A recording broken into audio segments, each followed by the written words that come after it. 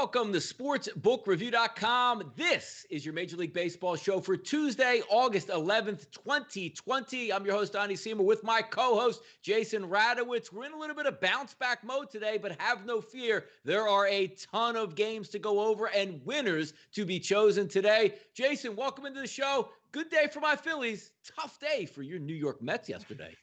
Yeah, in the NL East, if you just took the overs, you'd be looking good on the team total overs, on regular overs. It didn't matter. A lot of overs in the NL East, pretty crazy. But yeah, whatever. The Mets are out of it, but I'm not out of it with my betting, and that's what matters the most. No, you're certainly right about it yesterday. And it's just the way it goes sometimes because it's 2 straight days on the show that I've lost my best bet in banker when I matched it up with another play that I really liked, which actually won. But hey, beggars can't be choosers. It's a new day. It's a new card today. We'll get after it with the same veracity we always do. 56 people already tuned into the chat box and watching. We do thank you. The only thing we ask, no money out of you guys out here. Just subscribe to the channel. Get the notification button turned on when Jason and I go live. 1:30 p.m. Monday through Friday. You will get this Major League Baseball information delivered right to your inbox. Already in here, Sema J, Ray, Jose, DX Filer, Ken, Edwin, Jose, Alex, welcome in. Let's get this show started off. And you guys know we're going to go over a couple games up front. Then we're going to hit as many games as we possibly can due to the chat box out there saying, hey, you know what? I want to take a look at this game, that game. Let's get it started today. And we got some good games on the docket here. Hitting weather, as they like to say, across Major League Baseball. Why don't we start in New York City, 9:55, 9:56, 7:05 tonight. It's going to be Atlanta and the New York Yankees. Touki Toussaint versus Montgomery, the lefty. 56% of the tickets here, Jason, coming in early on the New York Yankees. They open up as a 155 favorite offshore at SBRodds.com. But how about this? We're seeing some backtracking here. Pinnacle now showing a minus 130. Chris, minus 131. Five Dimes, minus 133. So it is slipping back a little bit. When I take a look at this game, it's hard to go unders because obviously hot, muggy, small bandbox ballpark up in the Bronx. But when I look at Montgomery, he has struggled this year, but the Atlanta Braves early on against lefties haven't done much already. So I'm going to lean on this. And look, this is a rarity for me in under 10 in a Yankees game here. Are you looking at anything in this game, Jason? Yeah, I don't have anything particularly in this game, but I think the Braves can definitely pull off the upset. I think there's probably value there. I'd also even look at over 10. But, for me, this is a tough game because Touki Toussaint's been so inconsistent throughout his entire career. He's had some really good starts, some pretty bad relief outings. So his starts have been a lot better than his relief outing was earlier in the season. And we know now the Braves, without Soroka, without Folty, they need a guy to step up and pitch well. And Touki Toussaint's been that guy so far. Can he keep it up? That's the question. But for me, Touki, he's a erratic guy. A lot of strikeouts, a lot of walks. Doesn't allow much hard contact, which is why I like your underplay as a little lean there. Batters are just hitting 235. Righties and lefties both hitting around that 235 average. So there's nothing that really stands out with Touki. With Montgomery, he doesn't issue many walks. Doesn't have high strikeout numbers either. So he had a tough outing versus the Phillies in his last start.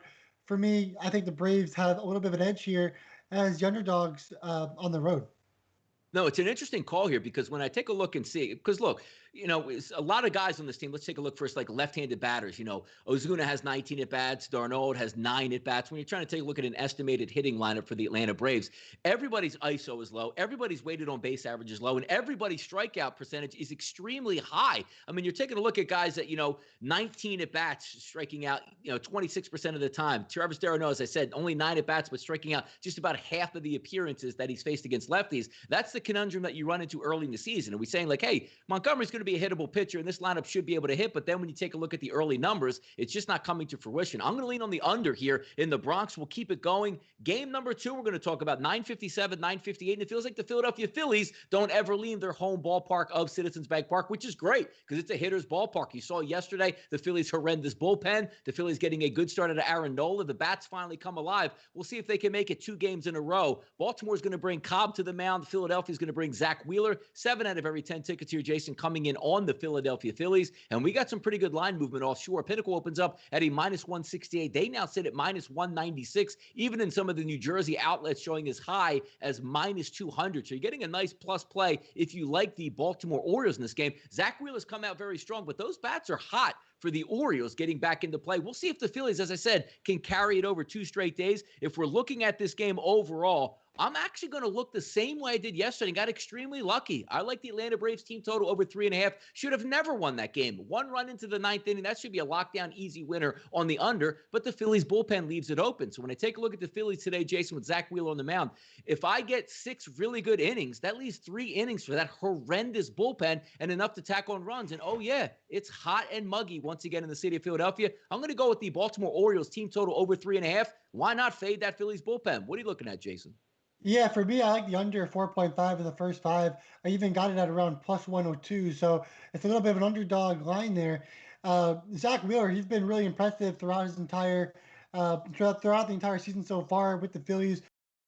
I've liked what I've seen out of him. He allows 9% of hard contact, which is the best on the slate throughout the all. He limits walks well, 23% of strikeouts, 44% of ground balls. And you said the ball travels, but if he can get a solid amount of ground balls in this game, he'll be able to keep his the runs down from the Orioles. On the other hand, you have Cobb. He gets ground balls at 54% of the time, and he had 9 in his last start. He does allow hard contact, but he also gets a good amount of swinging strikes. Cobb, allowed 10 hits in 14.1 innings, 15 strikeouts and 6 walks, 26 ground balls, and 14 fly balls. So if both these pitchers can keep the ball on the ground, I like the under the first 5 of the 4.5. I know Cobb won't go deep in this game. He's the guy that's going to go around 5 innings. Wheeler will obviously go maybe 6, 7.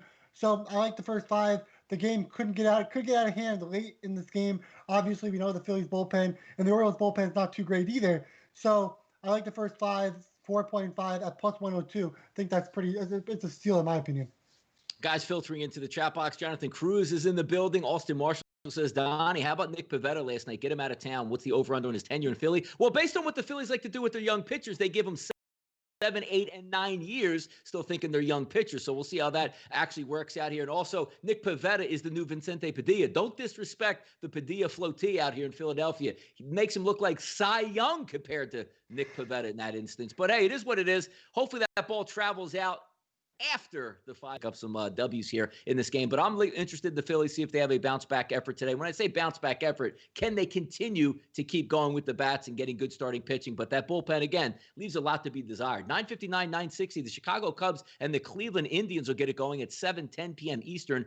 By right now, 50-50 ticket split here. Cubs have had some time off here. Lester's going to take the mound versus Plutko. And you say, well, wait a second. Plutko's on the mound. Yes, if you haven't woken up or read the news, the Cleveland Indians like to go out for beers on the town in the city of Chicago. And 2 starters, Zach Plesac and also Clevenger, have been doing very well for them, have been sent home and quarantined, I guess, till they clear that incubation period and can come back. But Plutko's going to take the mound tonight. Therefore, that drop in the line opened up at -127 for Cleveland. Now we're roughly, Jason, about a pick 'em all the way across the board. And the over-under sitting at around a 9. I'm going to take the cheap way out. I'm going to take the rested and ready Cubs here to maybe get a few runs off Plutko. It's a cheap number, -103, roughly a pick 'em. I'm going to lean Cubs here, Jason. Yeah, I'm with you. I have an official play on the Cubs in this one. I think the Cubs are well rested, and with John Lester on the mound, who's pitched pretty well as of late and through this season, I kind of trust him. At the beginning of the season, I was kind of nervous. Looking at his numbers from last season, wasn't the best pitcher for sure, but he's looked pretty good. Allowed just 1 run in 11 innings pitched on 4 hits, only 5 strikeouts and 2 walks. So, I mean, that's a little concerning with the strikeout numbers being low, but Lester's done a good job. And then, Plutko on the other hand, he has the high Sierra, get the low ground ball rate. I think the Cubs can really smash the right-hander. In one start, he allowed 2 runs to the White Sox on 5 hits, got 4 strikeouts and no walks, 14 fly balls and just 5 ground balls in that game. I do think the Cubs will be able to get enough runs in this game to get the win. And Lester's pitched well recently. So I like the Cubs here as an official play. Yeah, I do. I think it's a decent spot for him, rested and ready. And I do like the Cubs lineup. If you've kind of watched the show over the past 2 weeks, you know I'm a big fan of the Cubs team total over. I'm going to lean away from that in this game, but I do think the Cubs will be able to pull out the victory over the Cleveland Indians. Let's keep going down the list here. We'll get through about 5 or 6 games, then we'll open it up once again to the floor. 963, 964, 7-10 start Washington and the New York Mets. When you take a look last night, and 20 runs scored in the game. Nationals really opened up on offense. Can they keep that going today? You look on the mound and you say, all right, Porcello's on the mound for the Mets, but then Scherzer the opposite side. You scratch your head and go 5 times showing a minus 135 only in the favor with Max Scherzer versus Porcello. There's a good reason for that, because if you're watching the last game, Max Scherzer leaving with a hamstring injury. He's tough as nails. He's going to give it a go, but that's one of the things he say, if I'm going to get old Max Scherzer, what a wonderful price I can certainly get in this game, and I'll ride with it. But if you're going to get 2-inning Scherzer or even 5-inning Scherzer, is that worth the price that you're going to pay? The one way I'm going to look at this game, the same way I look at a lot of games, there's hitting weather in New York. If we take a look right now at some of the weather conditions for 83 degrees at first pitch tonight, 13 miles an hour blowing out the left field, I think we'll get some runs. I think Washington's offense has awakened, but again, we're not asking for a ton of runs overall. 4.5 is a team total for Washington. I'll lean on it. Normally, I would lean on that cheap price with the Nationals, just go that way. But look, if I can only get 3 or 4 innings or 5 innings out of Scherzer, I don't want to leave it up to the bullpen, Jason. I'm going to stick with the Nats bats tonight to get me a 5 spot. Yeah, I think this is an interesting game. Obviously, Max Scherzer on the mound at minus 135. It's just, how do you not look at that and take it? For me, it's a stay away game, one, because I'm a Mets fan, and two, because of Scherzer. I don't know what to expect out of him. And Porcello pitched really well versus the Nationals in his last start. Right now, he has a 6.92 ERA, but his FIP is 2.81. So Porcello has been a lot better than his ERA is showing. Yeah. And he pitched really well versus that same team that he's going up against today. So for me, it's a scary one to say the least. Obviously, Scherzer at minus 135. If you think he's healthy and you think he's going to be ready and perform 6-7 innings and go 100 pitches, then the Nationals are the play easily. But if you don't think that, and you think Porcello didn't have just luck and actually pitched and performed well against the Nationals and at that of their start, then you're going to look at it and say, well, maybe the Mets are the play at underdog value. So yeah, for me, it's a stay away game. It's going to be an interesting one for sure. Hope the Mets can pull it out. There you go. From a Phillies perspective, I hope the Mets pull it out too, because we need somebody to beat the Nationals as well. So it's a win-win as long as the Phillies win today. 209 people currently watching live in the chat box. We do thank you. And we always like to bring up a point here. 66,200 people have subscribed to the channel here at sportsbookreview.com. Just a week ago, that number was about 1,000 less. So us asking you to subscribe, you fellows subscribing, that is a wonderful thing. Thank you for showing up in the chat box and having some fun out here in Bustin' Stones. I know I see Ant out here from Philadelphia saying he's going to fade the Eagles. Fantastic. I do like that. We'll wait till football season till that gets out. And Rob Cook says, quote unquote, good last time out. I think he's talking about Porcello. We'll see what happens there up. But again, got some hitting weather. Same thing you're going to have in the Bronx. I'm going to fade that, go with the under, but I'll flip it around on Citi Field. I think they might be able to get some runs. And again, if Scherzer's a little bit banged up, I doubt we're going to get that 113, 115 pitch effort over 8 innings. So I think we might be able to see some runs scored here. Let's keep going. Late night cap. I like this. The Battle of California here, Jason. We take a look at Oakland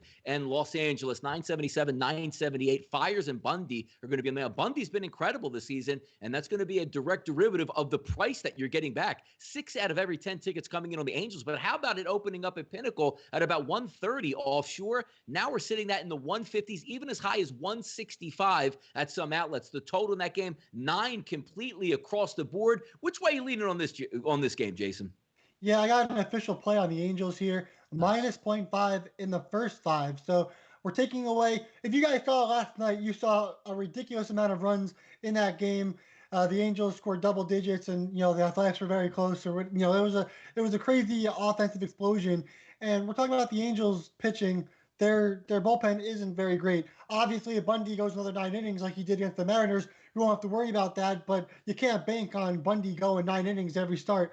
So for me, Bundy again, he pitched a complete game versus the Mariners in his last start. 10 strikeouts, no walks, allowed 1 earned run on a solo home run.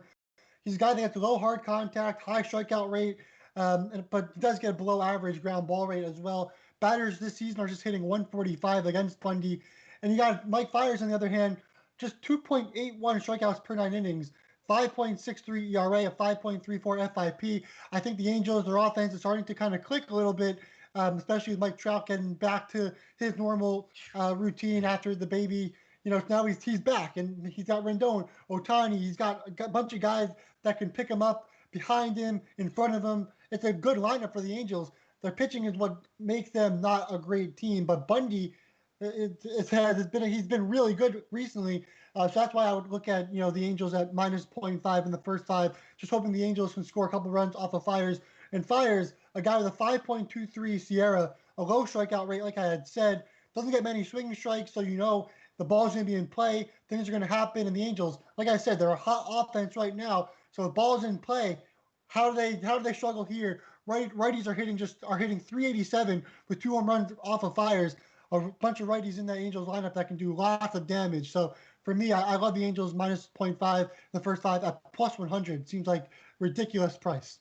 No, and I'm going to piggyback right off it because I had it written down before the show started. The Los Angeles Angels team total first 5 innings instead of going full game. I want that matchup the same as you do. That Angels lineup matched up directly against Mike Fiers. I don't care what the bullpen comes in because they got something. That is sitting at 2.5 minus 105. And the reason I like it as well, with the numbers that I like to look at with a projected lineup, 9 guys in the lineup, 8 of those guys, Jason, with a weighted on-base average that's showing plus. So if I'm going to get 8 out of the 9 guys showing up that are real comfortable hitting right-handed pitching, and a guy on the season like Fiers at 6.41 xFIP, and you're right, the key ingredient here is even if guys have higher ERAs, if they're blowing guys away at the plate, like getting for every let's just say 9 innings, around 10 strikeouts they average. That's tough because when you get guys on third base with 1 out, they can strike you out. Now it's 2 outs. You might not get that runner home. But you're talking about a guy in Mike Fiers that we've seen through 67 at-bats this year, only striking out 7% of the batters he faces. More balls in play, Jason, mean absolutely more runs. I'm going to piggyback right off it. I'm going to take the team total the first 5 innings over the 2.5. Give me 3, just like Seattle we did last week.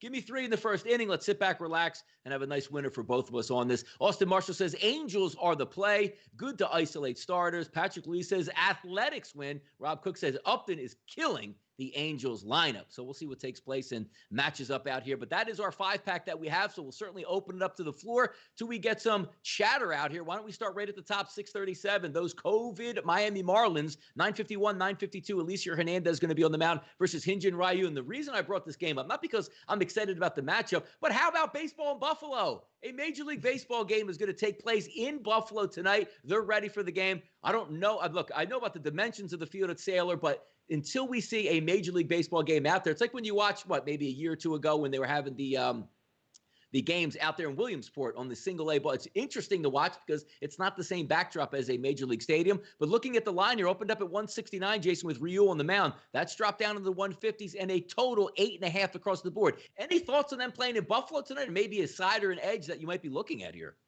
Yeah, this is really interesting. I don't really know where to go with this game being played in Buffalo. We can look at the minor league stats and say, hey, this, hey, that. But for me, I think there's 2 great pitchers on the mound. Ryu kind of got back to maybe his normal outings in his last start. Hernandez had a really great start in his first start of the season. Had a solid strikeout rate, low walks. So you're not going to get, with this game, you're not going to get many walks. You're going to get a bunch of strikeouts in this game, especially in the first 5 innings with these 2 starters. So I do think you'll probably see it under start the game, maybe some runs towards the end of the game. But for me, I think the under would be the play in this one. I do like the Blue Jays with Ryu on the mound. Obviously, he was fantastic last season. I think that he's starting to maybe figure it out a little bit more after his last start. So for me, Blue Jays and under would be my leans for this one. Yeah, a lot of young talent in that Toronto lineup. We'll see if they open up the checkbooks over the next couple of years and get some players to build around. But I like the way they're going. I like going out and get Ryu as a veteran arm in the offseason. We'll see how it plays out. But again, baseball in Buffalo tonight should be interesting to watch. That is a AAA ballpark. Got the new LED lights, so it should look nice. But hey, these Major League Baseball players used to those big fancy locker rooms and everything. We'll see if that plays a part and we get some added notes at the end of the game. 9:53, 9:54, Kansas City and Cincinnati. Bubic versus Castillo. 8 out of every 10 tickets coming in. A lot of people that just see the Reds and Castillo, that's the bet on game for them, and that's the thought process over the past couple of years. Opens up at minus 185, but it's come down a little bit. 172, 175 across the board. The over-under, which opened up at 9 at Pinnacle offshore at SBRodds.com, that's now down to an 8.5 in this game. If we get some of the information back on what I like to look at, the lefties on the mound, the young lefties, striking out 22% of the batters that he's faced on the season, doing the job from both the left and the right-hand side. But here's what you also want to take a look at. When matching up with the anticipated lineup tonight for those Reds, the first 6 batters all with elevated ISOs versus lefties. Senzo, 375. Castellanos, 294. Votto, 300. Suarez, 333. Davidson, 364. And Casali, 273. Might they be able to do some damage now that the young rookie is going on the road? Is that a price too high for you, Jason? Or maybe some ideas that you might be looking at in this game? Yeah, you see, I do think the price is a little high. Like I would even look at if you want a value play, look at the Royals at around whatever. What'd you say? Plus 175. Yeah. Bubic has been pretty good. A 3.97 FIP, 3.6 ERA. He's a guy that he's impressed. He's getting 64% of ground balls on the season so far. He's allowed just 4 earned runs, 5 runs in 10 innings pitched, 1 home run, but 9 strikeouts and just 3 walks. He went 6 innings in his last start, so he's starting to stretch out a little bit more. And hitters are just hitting 235 at bats. Of course, it's a very small sample size, but if you look at Castillo, he's been really interesting lately. He hasn't looked his best. Although his FIP is 1.73, his ERA is 4.76. He's been very unlucky lately, but does that unluckiness continue with a hot Royals team that's starting to hit the ball a little bit better now? So for me, yeah, I think obviously I would prefer Castillo over Bubic, but at the end of the day, the Royals have a value play there at plus 175. Yeah, it is a big line there in that young KC lineup. We'll see what happens. But also, again, 8 out of 10 tickets coming in on Cincinnati. So no surprise there that we're looking at Cincinnati as a marginal favorite. We'll just see how it plays out on the field. In the chat box coming in right now, how about this little tidbit? Edwin Gutierrez. Detroit has been hitting lefties really good. Well, why don't we pick on that game a little bit? 961, 962. Whites and Tigers. Gonzalez the lefty versus Alexander the lefty. 66% of the tickets coming in on Detroit. And these are the games that we like to look at and cap because you might find some value here. Roughly a pick on minus 111, minus 115, depending on what outlet you're shopping at. Over, under, across the board at 9 if we take a look. And to me, it's not so much about what Detroit can actually do versus left-handed pitchers. They're going to be able to stack the lineup, and the anticipated lineup tonight, Jason, along with the switch hitters, all 9 batters are supposed to be from the right-hand side tonight. And it's a fade of Gio Gonzalez if you're looking at that angle. XFIP on the season of a 6.01. He's faced over 60 batters. How about the weighted on base average to lefties? When you're a lefty, you're supposed to get lefties out. That's a 412. Weighted on base average to righties, a 462. Top 4 in that lineup should do damage. Nico Goodrum, a 439 weighted on base average to lefties. Jonathan Scope, 349. Miguel Cabrera, 496. Jaime Candelario, 436. They should be able to hit this guy. I'm going to go with the team total in this one. And again, getting good hitting weather tonight. 84 degrees at first pitch. Wind blowing out to center field at 5 miles an hour. I like the over 4.5 in this game. Any leans on this one, Jason? Yeah, if I had a lean, I'd take the Tigers for sure. I think even over 9 would be the play. So looks like we're on the same page on this Yeah. one. Tyler Alexander, I mean, the guy pitched unbelievable against the Reds in that relief outing with the 10 strikeouts.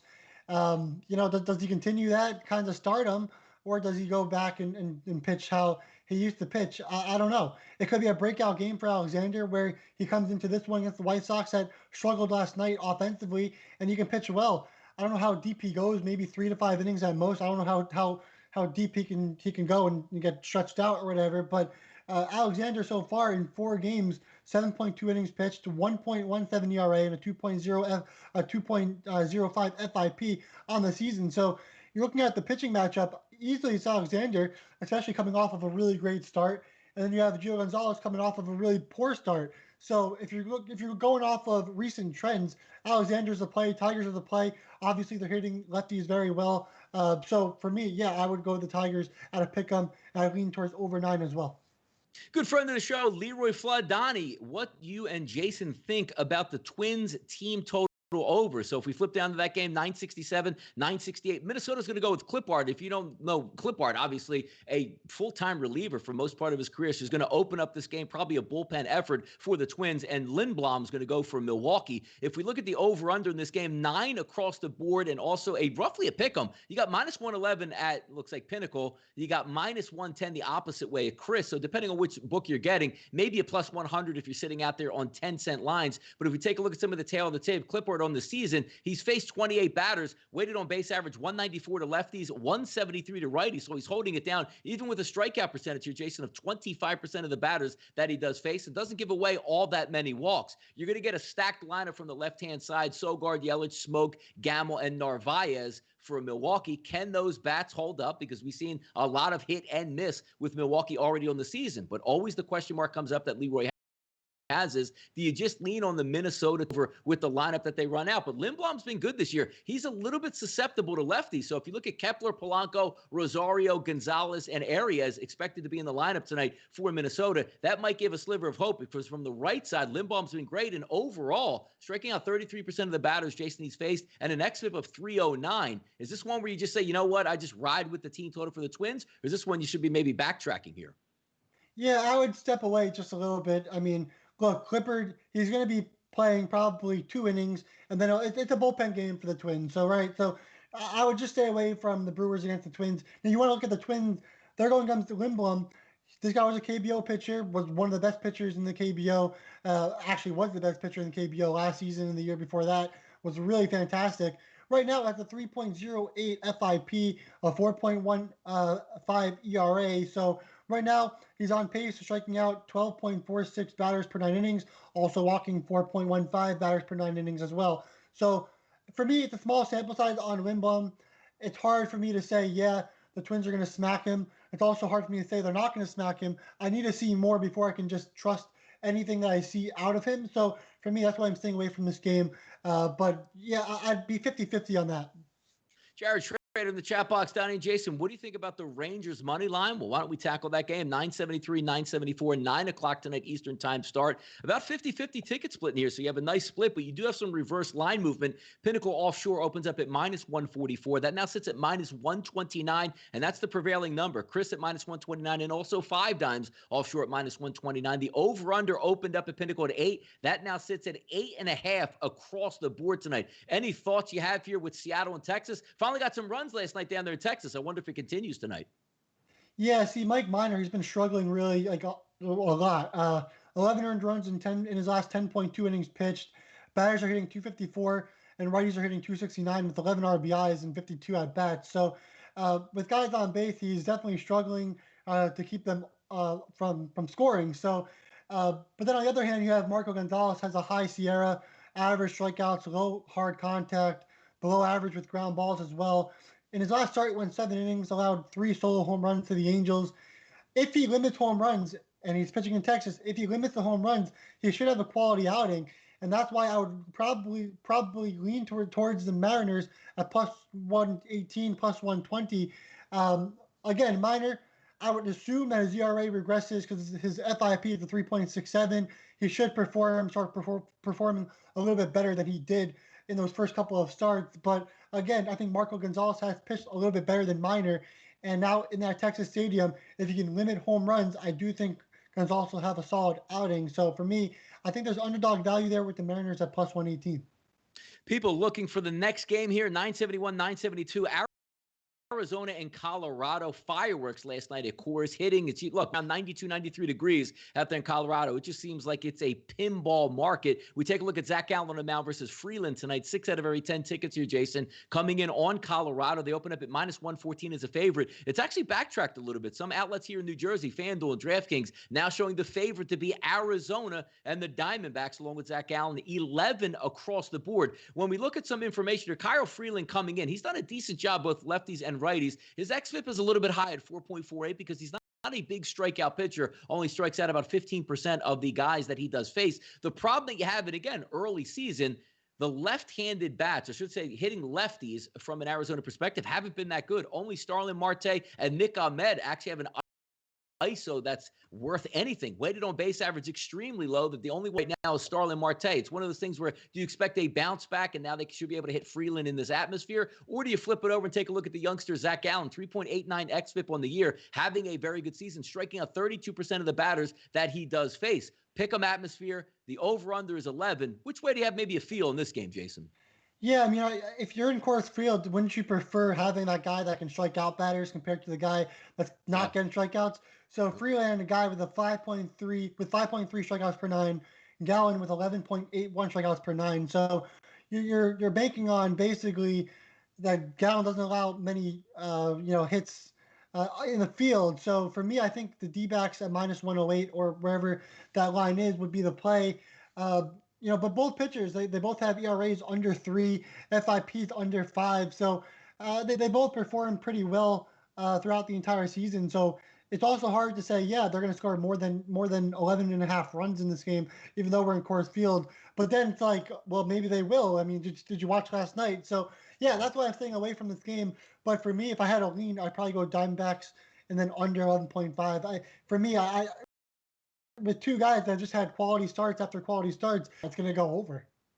No, you're exactly right. I mean, that's the way. Look, I like Zach Allen, but you're also talking about a pitcher again. Until you get that feel where maybe 4 to 5 starts in that thin Colorado air, sometimes it doesn't match up. We'll see how it looks at tonight, but it's a pick 'em there. It's a nice number. It's not like, hey, either way you lose, you're not going to drive. Oh man, minus 180. I can't believe I took that side. You're going to get a decent shot at a pick 'em here. Let's speed through these last two games: 975, 976. The Giants and the Astros. Anderson versus Belak. 9 out of every 10 tickets coming in on the hometown boys, the Astros. That line is now 56, even as high as 180 currently at Chris. Those light bats for Toronto, those heavy bats for Houston. It's a big price to play for Belak in this one. Is this one that you lean towards the home team or say, you know what? I'm not going to pay that price. I might lean on a dog in this spot.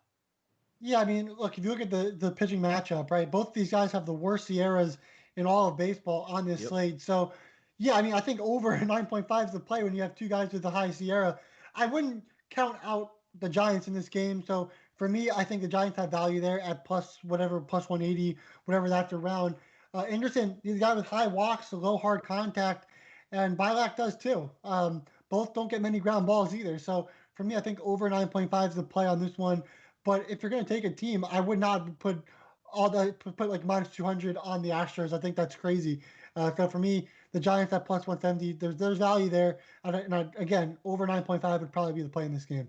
Let's make it a clean sweep on the card here. 979, 980, 940 tonight Eastern time. Going to be Richards and Stripling, San Diego versus the Dodgers. 8 out of every 10 tickets coming in on the Dodgers. They opened up at 169 offshore as a favorite. Now hovering back, and Chris is showing minus 155. 5 dimes minus 158. I like the hot bats of San Diego. Look, even though it was a low-scoring game that you saw last night, I think those bats can come to play tonight. Matching up against Strickland, a 4.86 xFIP on the season through 73 batters. A little bit from the right-hand side having problems. 398 weighted on base average, ISO of 276. I think those bats can get to him a little bit tonight. It's hard going up against that Los Angeles bullpen because they're so deep, but I think that team for San Diego, that's the way I'm leaning. Any leans on this game here, Jason, or what are you looking at?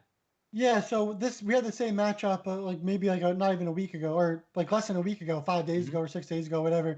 And the Dodgers came out to an early lead, then Stripling fell apart, and then of course that big Taylor throw at home plate to finish the game and beat the Padres for the Dodgers. So again, the Padres, they hit Stripling last time. They struggled against him a little bit earlier in that game, but then they hit him a little bit later in that game and got some hits. And even though Stripling had 7 strikeouts and 2 walks in that game, so yeah, I think the Padres can definitely hit their team total. I do like the Dodgers more than the Padres, so that's why I'd lean towards over 8.5. For me, I think Stripling, he's an average pitcher. He's not bad at anything, not good at anything either.